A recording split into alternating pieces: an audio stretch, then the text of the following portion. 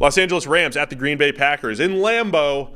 There's some kind of line on the game, which I'm not sure of yet. We don't know if Matthew Stafford's going to play, but it is Green Bay favored by 3.5. Good work, thank you. It is, yeah. Green Bay favored by 3.5. I think in part because it could be the Brett Rippon show here against the Packers. The Brett Rippon show. Rams tried to get John Wolford from Tampa Bay, but Tampa Bay elevated Wolford to their starting roster.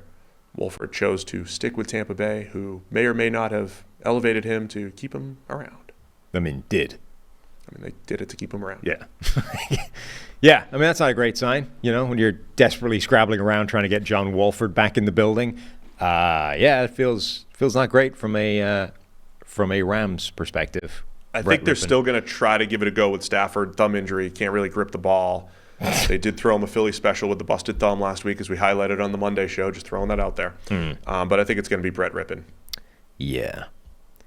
That doesn't sound great. No. Can Green Bay get anything going with their mistake-ridden team? They have to figure something out. I mean, both sides of the ball as well. Somebody asked about the weird second-half splits. It's wild. For Jordan Love, and if we had an explanation. He's got a PFF. His grade is 30 points better in the second half than the first half. And usually, Justin Fields was the opposite, right? In the first quarter, on script, Justin Fields' career grade is actually really good. And then as soon as you get off script, the wheels fall off. There's a lot of that. I mean, so remember early Matt LaFleur Packers? They were the opposite, weren't they? Where they would have that one good drive. I think a lot of script. A lot of teams will do that, but it's is this a trend? Is this a trend? And a lot of trends, it's just give it more data. Right. But I think it makes sense that people will be better on script than off script, right? When you've specifically planned out 15 plays or whatever. You practice them, you know the order, for the most part what you're doing. That makes sense. You're not adjusting to anything in game. You're actually just trying to see what the defense is bringing. And yeah, man, I don't know. It's the early Matt LaFleur offenses with the Packers. Because remember, in 2019, we called them a soft 13-3. They kept winning games, but the offense just was really inconsistent. They had these duds where they just wouldn't show up. And they would just, score in their first drive and then disappear for the rest of the game. It was really the opposite.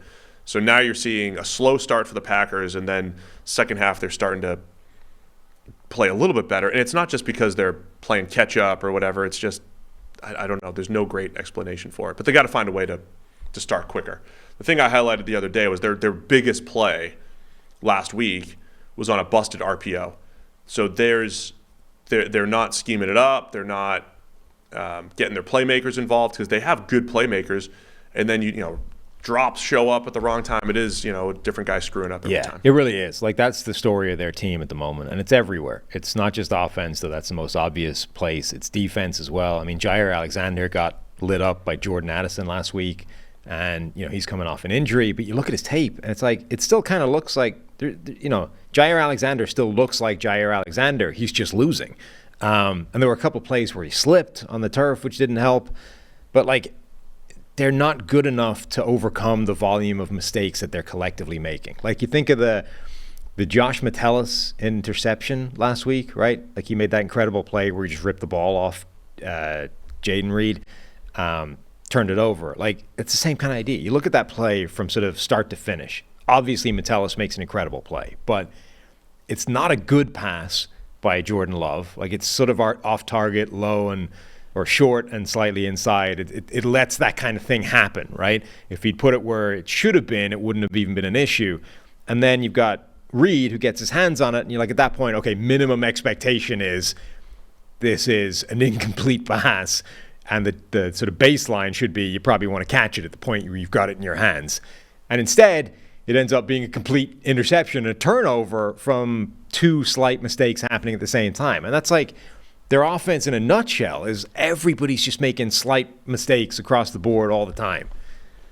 I saw some of Dan O and some of the other QB gurus around the internet complaining a little bit about the Packers offense and its simplicity. When that happens, I always wonder how much of that is the play caller and how much of that is the play caller saying, well, this is trying to do what's best for our quarterback here, as in he can't handle it. I'm not But doesn't that feel critiquing either way. But if it's oversimplified, is that a Jordan Love limitation or is that a play calling limitation? Yeah, doesn't that feels a lot like that idea, like the old, the kind of dinosaur way of thinking about it, like protect our quarterback by running on every first down. It's like, but all you're doing there is making it 3rd and 8 every time, which is actually making his life harder. You're, in fact, in the attempt to protect him, you are doing the exact opposite by making his life harder every time. I kind of feel like the simplify the system does the same thing.